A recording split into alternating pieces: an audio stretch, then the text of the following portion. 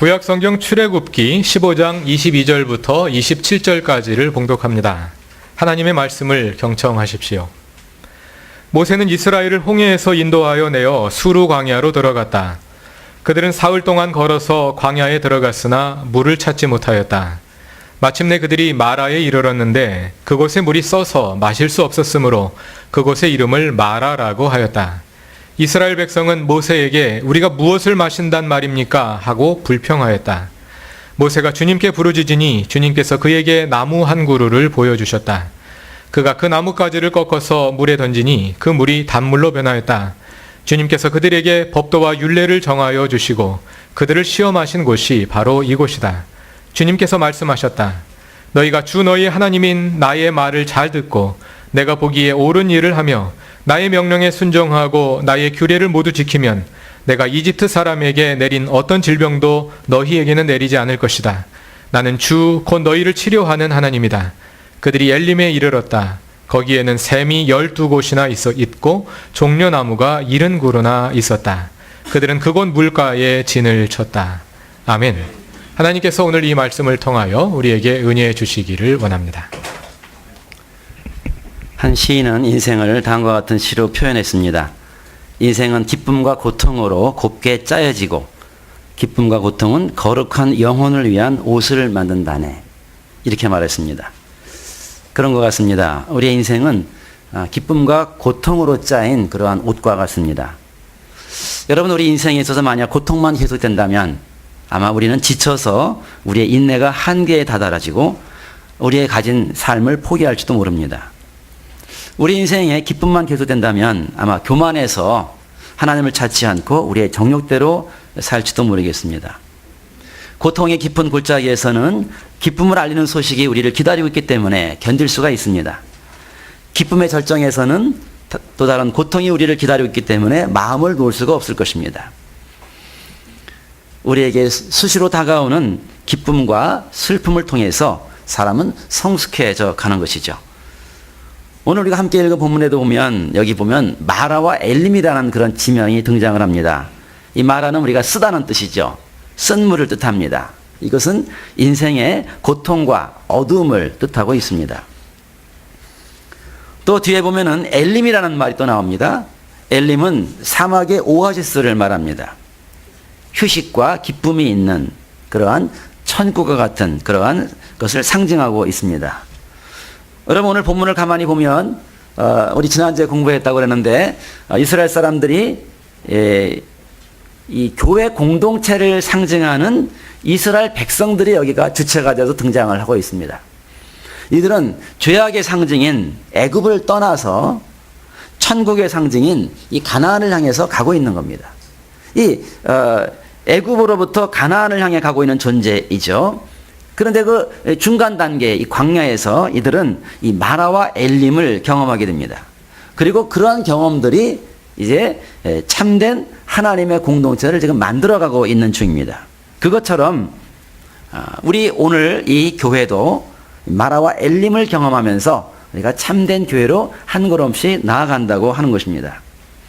우리는 오늘 본문을 통해서 우리가 참된 교회, 하나님이 기뻐하시는 교회가 되기 위해서 이 마라와 엘림을 통해서 무엇을 배울 수 있을까? 본문을 살펴보려고 하는 것입니다.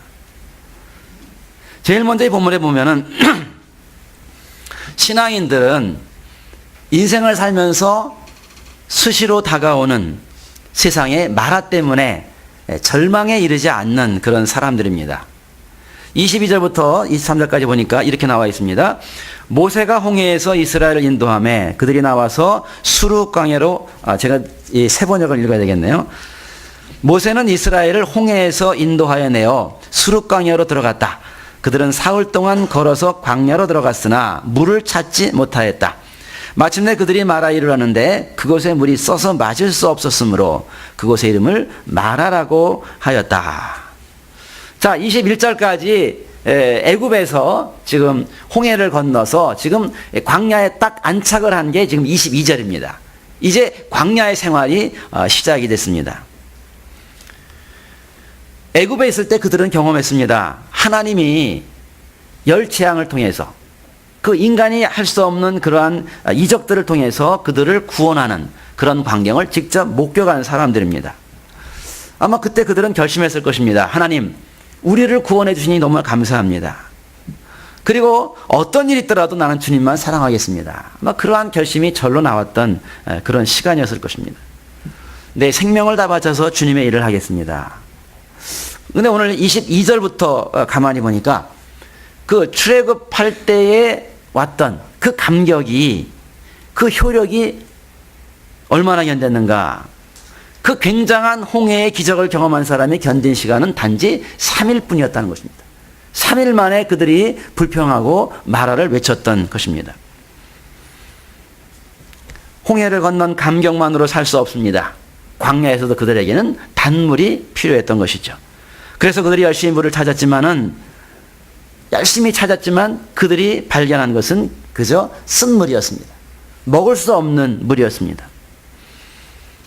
애써 물을 찾았는데도 그게 먹을 수 없는 것임을 알고 그들은 절망에 빠졌고, 오늘 여기 보니까 그곳 이름을 마라라고 하였더라. 이름을 마라라고 지금 써 붙인 것입니다. 자, 오늘 여기서 우리는 마라 앞에 서 있는 이 이스라엘 백성들의 모습들을 한번 돌이켜 볼 수 있기를 바랍니다. 이 마라라고 하는 말은 쓰다는 것이죠. 인생이 마라다 이렇게도 얘기하면은 인생은 고해다. 우리 지금 많이 어른들이 많이 하던 이야기입니다. 인생은 달콤한 물과 같지 않고 이 마라다 이렇게 말할 때 우리는 우리가 경험하는 모든 일들이 힘들고 고통스럽고 견디기 어려워서 인생을 포기하고 싶고 그런 이야기들을 생각할 수가 있겠습니다. 그래서 우리 마음속에는 이 세상에 마라가 없다면 얼마나 좋을까. 아무런 어려움도 없이 태어나서 어려움도 없이 죽는다면 얼마나 행복할까. 이런 생각을 할 때도 있습니다. 그러나 우리의 인생을 가만히 돌이켜보면 우리는 이 땅에서 산다고 하는 것은 뭐냐면 우리가 마라를 경험하도록 되어 있다는 것이죠. 그러니까 마라 없이 살아가는 사람은 한 사람도 없다는 것입니다. 그렇기 때문에 우리는 마라를 절대로 만나지 않았으면 좋겠다 이럴 것이 아니고, 인생이 마라를 정말 경험하게 되어 있다면 어떻게 이 마라를 만날 것인가, 이것을 우리가 생각을 해야 한다는 것입니다. 하나님은 이상하게 각자가 치러야 되고 만나야 될 그 분량의 마라를 우리에게 허락을 하시는 겁니다. 근데 오늘 가장 큰 문제는 또 뭐냐면 본문에서 보니까 이스라엘 사람들이 그 화려하고 감격스러운 출애굽을 마치고 이제 이상적인 것만 있는 줄 알았던 광야에서 쓴물을 만나고 나서 좌절했을 때 그들의 행동의 특징은 뭐냐면 마라라고 이름을 붙였다 하는 것입니다. 마라라고 느끼는 것과 이제 이것은 마라다 하면서 붙이는 것과는 조금 더 차이가 납니다. 그 이름은 우리 인생이 끝났나 보다. 광야에도 볼 게 없나 보다. 기대할 게 없나 보다. 이렇게 끝을 선포하는 그런 이야기죠. 그래서 우리가 이것은 개인이나 교회나 우리가 원치 않는 마라를 만날 때 우리의 모습과 비슷합니다. 불만이 가득합니다. 왜 하필 나에게 이런 고난이 왔을까? 그렇게 투정을 하게 됩니다. 또 이 어려움이 오게 되면 어떤 게 있냐면 남들이 어떻게 생각할까? 또 여기에 굉장히 민감하게 됩니다. 세상이 나만 보고 비우는 것 같습니다. 자존심이 너무나 상합니다. 나는 이런 고난을 당할 만한 사람이 아닌데 왜 그랬을까?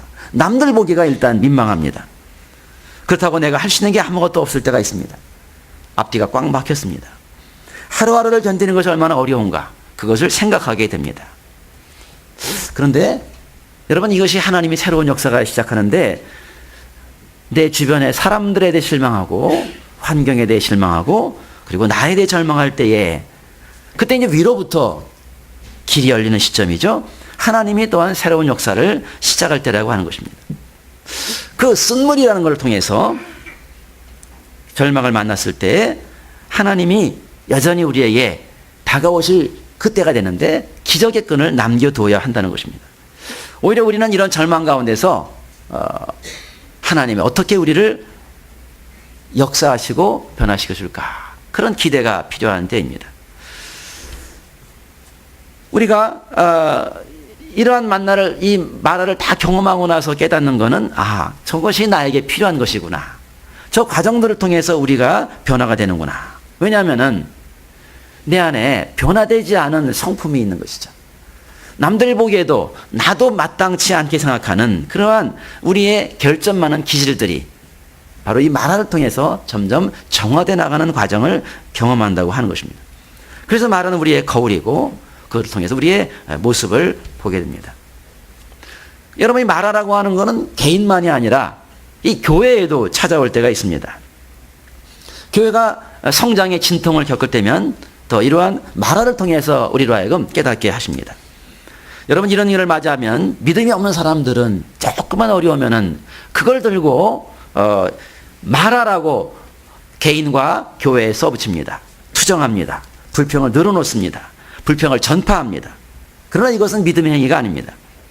오히려 이 어려움을 주신 하나님의 뜻을 같이 생각하고 기도하고 격려하고 서로 일어나도록 도우면서 우리가 마라를 이기게 하는 것이죠. 이 마라를 주신 하나님의 뜻이 무엇일까를 묵상하는 가운데 하나님은 점차적으로 교회가 더 크게 일어설 수 있는 기회가 되는 것입니다. 자, 그렇다면 두 번째로 본문에서 이 마라라고 하는 이 일들을 통해서 하나님은 이 신앙 공동체에게 어떤 것들을 원하실까? 오늘 본문에서 나타나는 이스라엘 사람들은 이 마라를 통해서 하나님을 경외하는 훈련을 받게 되었습니다. 여러분, 이 마라를 통해서 하나님이 깨닫게 하기를 원하는 게 뭘까?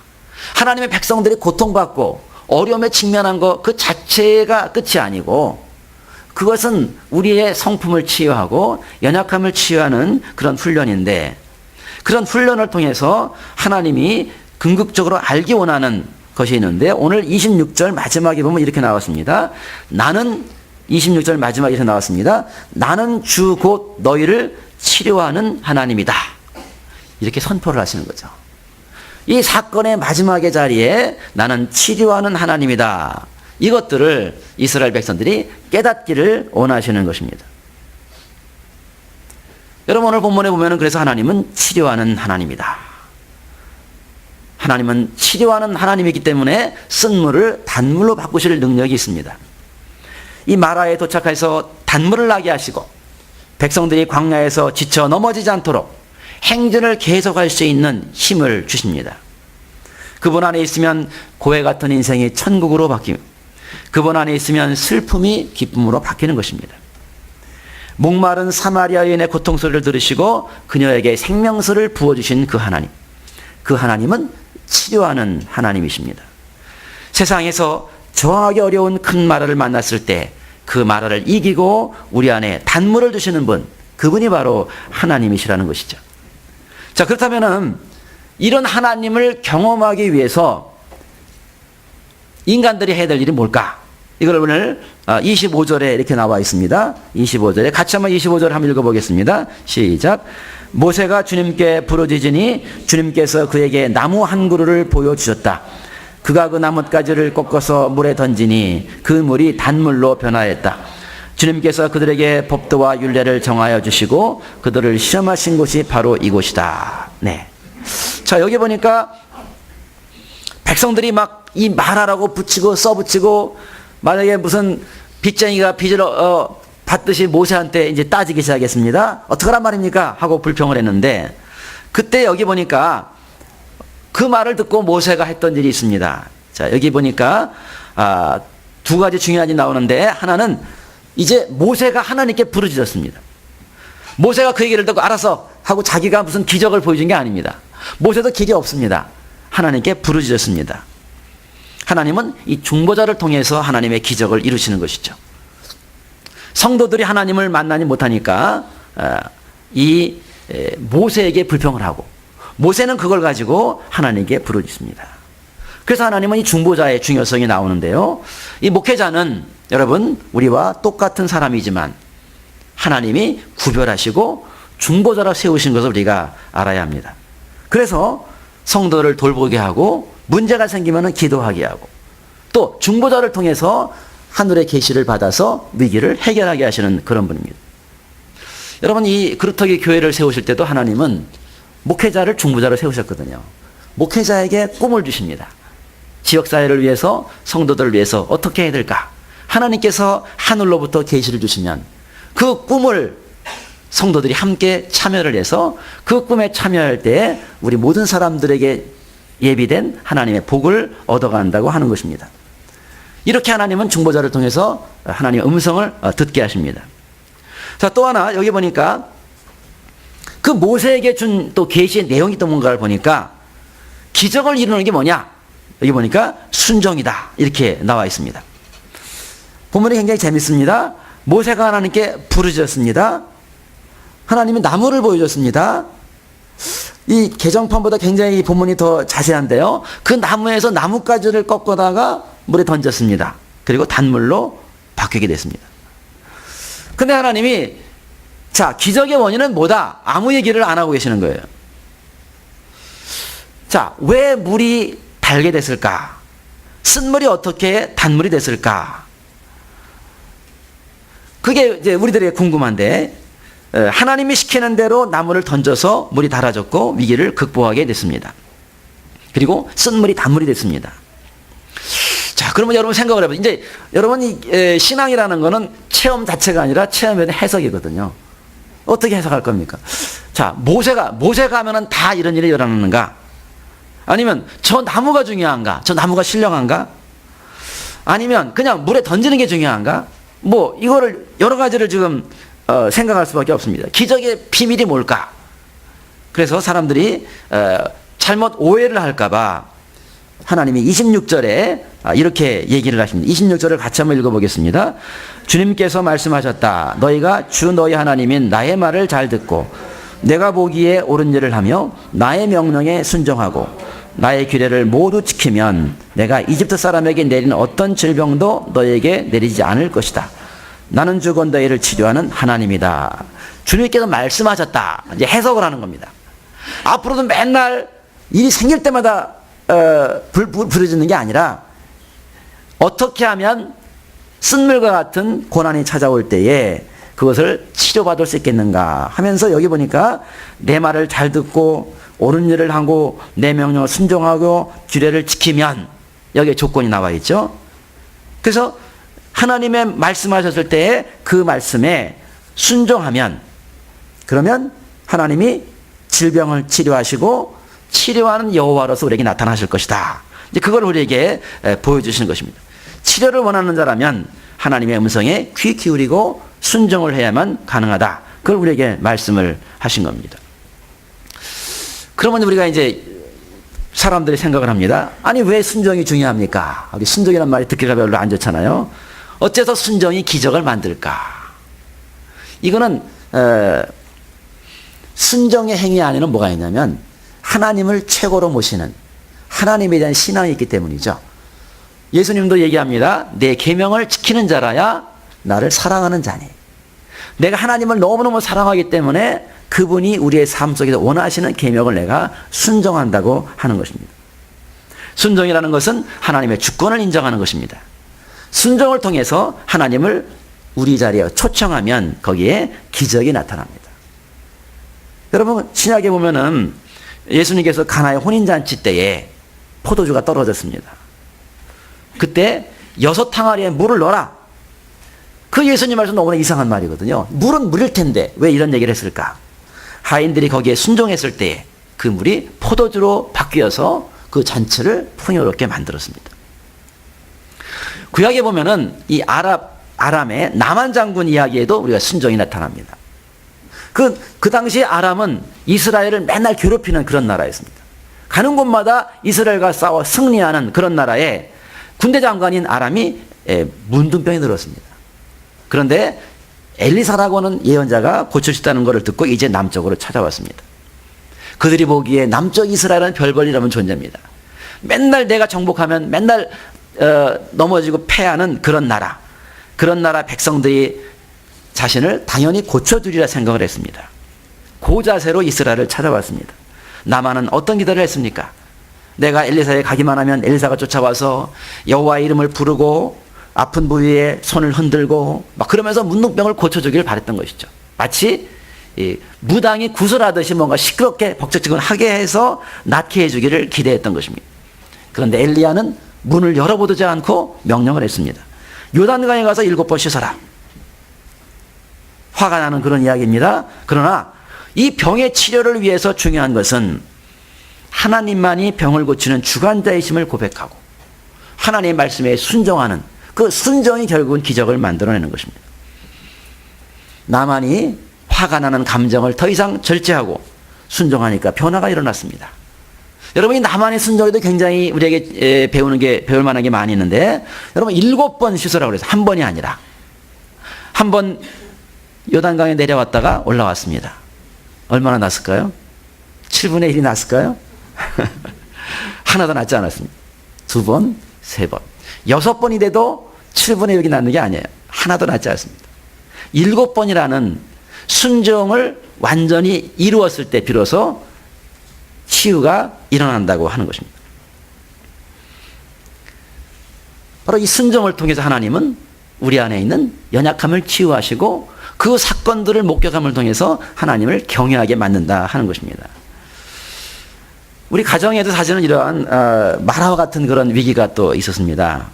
우리 집은 사실 이 무당을 섬기고 굿하고 뭐 이런 게 유명한 그런 가정이었는데, 저기도 누나 한 분이 계셨는데 누나가 1살 때 허리가 이렇게 굽어서 펴지지 않는 그런 병을 얻게 됐습니다.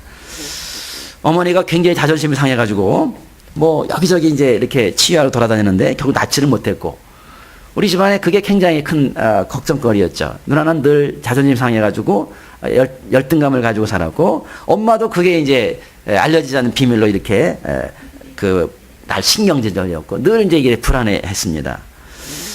누나가 이제 고등학교 졸업하고 어느 기도원에서 어느 권사님을 만났는데, 이 권사님이 이제 등을 계속 이렇게 치유하는 가운데 하나님이 때를 만났습니다. 권사님이 계속 이렇게 등을 치료하면서 이제 이렇게 등을 이렇게 펴는 일들이 이렇게 벌어지게 됐습니다. 그러니까 등을 펴고 이제 계속 기도하는 가운데 누나를 치유하시고, 그 사건을 보고 나서 엄마가 놀라가지고 이제 우리 모든 식구 내일부터 교회 나간다 이래가지고 우리 어머니가 대장이거든요. 그래서 그 다음 날로 모든 사람이 교회를 나가게 되고, 누나는 이제 계속 믿음으로 이렇게 생활할 뿐만 아니라 거기에 이제 저같이 난생 처음 교회 나간 사람이 이제 이렇게 목사가 됐습니다. 이렇게 그 사건이 우리에게는 행복의 시작이었죠. 저는 이제 그 전까지는 늘 어렵고 우리 형하고 그런 얘기도 했습니다. 맨날 빚쟁이가 찾아와가지고 형하고 저하고 아마 우리는 평생 빚만 갚다가 인생이 끝날 거다 뭐 이런 얘기도 하고 그랬는데, 하나님이 그 절망의 구덩이에서 우리를 건져내셔서 믿음으로 우리를 건지시고 이렇게 다양한 기적들을 통해서 그 어려운 시절을 잘 극복하게 만든 것을 우리가 알게 됐습니다. 하나님은 이러한 마라를 통해서 우리를 여호와를 경외하게 만들고 우리로 하여금 하나님이 동행하는 행복으로 인도하신다고 하는 것이죠. 순종하는 것은 밋밋해 보이고 신바람 나지 않습니다. 그러나 그 결과는 하나님의 능력의 체험입니다. 마라가 찾아오면 힘들고 어렵지만 순종하고 하나님을 바라보면 쓴물은 단물이 되고 우리의 신앙이 변화가 됩니다. 견디고 기다리면 마라를 통해서 우리의 신앙이 성장하고 마침내 하나님을 경외하는 하나님의 사람이 된다고 하는 것입니다. 자, 마지막으로 이 본문에 보니까 여기서 멈추는 게 아니라 하나님은 신앙 공동체가 엘림을 통해서 참된 교회로 나아가게 하기를 원하는 것입니다. 여러분 27절 한번 같이 읽습니다. 27절 시작. 그들이 엘림에 이르렀다. 거기에는 샘이 12곳이나 있고 종려나무가 70그루나 있었다. 그들은 그 건물가에 진을 쳤다. 자, 여기 보니까 이 마라의 훈련이 끝난 다음에 백성들이 엘림이라는 곳으로 이제 이르게 됐습니다. 그런데 여기 보니까 엘림은 물샘 12과 종려 70주가 있는 곳이다. 이렇게 이야기하고 있습니다. 그러니까 엘림은 뭐냐면 사막의 오아시스와 같은 것이죠. 거기에 물샘 12이 있어가지고 생수가 끊이지 않고 풍성한 그런 곳입니다. 여러분, 이것은 오늘날의 이 고해 같은 그런 세상에서 사람들은 이 사막의 오아시스인 엘림을 찾아서 지금 헤매고 있습니다. 그리고 그걸 찾지 못해 죽어가는 사람이 있는데, 이 고해 같은 세상에서 하나님이 한복판에 엘림이라고 하는 오아시스를 세우는데 그게 바로 교회라고 하는 것입니다. 교회는 예수님의 핏값을 주고 세우신 그런 곳입니다. 여러분, 이 엘림이 어디 있냐면 애굽을 떠나서 가나안 땅을 향해 가는 그 도중에 있는 것입니다. 성도들은 애굽 같은 죽음의 세력으로부터 탈출해서 천국을 향해 가고 있는데 그 천국으로 가는 이 성도들이 모여서 천국의 지정과 같은 곳에서 잘 천국으로 갈 수 있도록 돕는 그런 역할을 이제 교회가 하는 것을 알 수가 있습니다. 여러분, 이 세상에 보면은 가장 중요한 공동체가 두 개가 있는데 바로 교회와 가정입니다. 그래서 교회와 가정의 중요한 특징은 뭐냐면 있는 그대로 사랑하고 사랑받는 그런 것입니다. 이 가정에서는 우리가 공부 잘하고 돈 잘 벌고 지위가 높은 것 그거와 상관없이 그대로 사랑받는 것이 중요하다고 볼 수가 있습니다. 그래서 여러분들이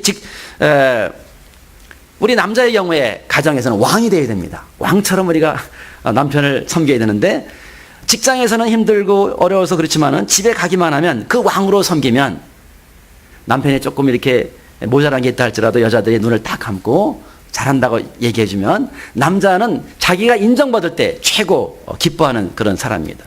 그래서 그런 남자를 잘 섬기면은 그 남편은 아내를 위해서 목숨을 거는 그런 사람입니다.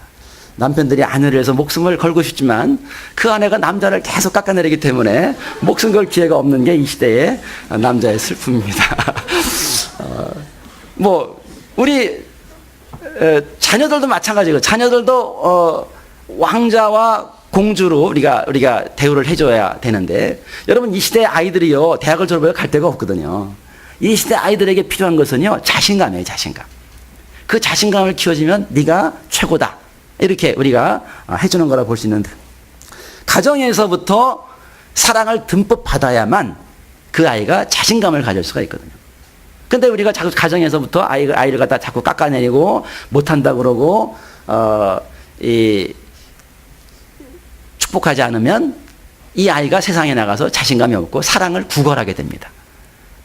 사랑을 구걸하게 되면은 늘 마음에 이 분노가 있고 이 자신감 있게 살아갈 수가 없는 바로 그런 것이라 볼 수 있겠고 또 남자만 왕이 아니라 여자도 우리가 왕비가 되야 되겠죠. 아내라고 하는 것은 아내의 해라고 얘기하고 있습니다. 그래서 이 아내의 해가 가정에서 빛을 발해야만 그 가정이 힘을 얻을 수가 있다는 걸 우리가 알아야 된다고 하는 것입니다. 그래서 이 교회도 마찬가지거든요. 교회도 여러분 교회도 있는 그대로 사랑을 받는 그런 곳이거든요. 학벌이나 나이나 성이나 구별하지 않고 있는 그대로 사랑을 받는 것이 바로 이 교회라고 하는 것입니다. 세상에서는 우리가 가진 것을 가지고 그대로 평가를 받지만은 있는 그대로 상을 받는 곳 바로 그런 것입니다. 그런데 여러분이 사과를 제가 하나 이렇게 사과를 깎아가지고 먹으려고 잘 깎아가지고 가운데를 딱 잘랐는데 이 사과가 마지막까지 다 썩어 있는 거예요. 이런 사과는 안에서부터 썩기 시작해가지고요. 마지막에 썩는 거 보이면 끝난 거거든요. 깜짝 놀랐습니다. 근데 사람도 마찬가지, 사람이. 여러분, 우리가 내 속에 썩는 거는 절대로 몰라요, 남들이. 그래서, 그래서 이 교회도 보면은 어느 날, 잘 얘기하고 인사하고, 근데 그 다음날 안 나올 사람이에요. 막 웃고 떠들었는데 그 다음에 안 나올 사람이에요.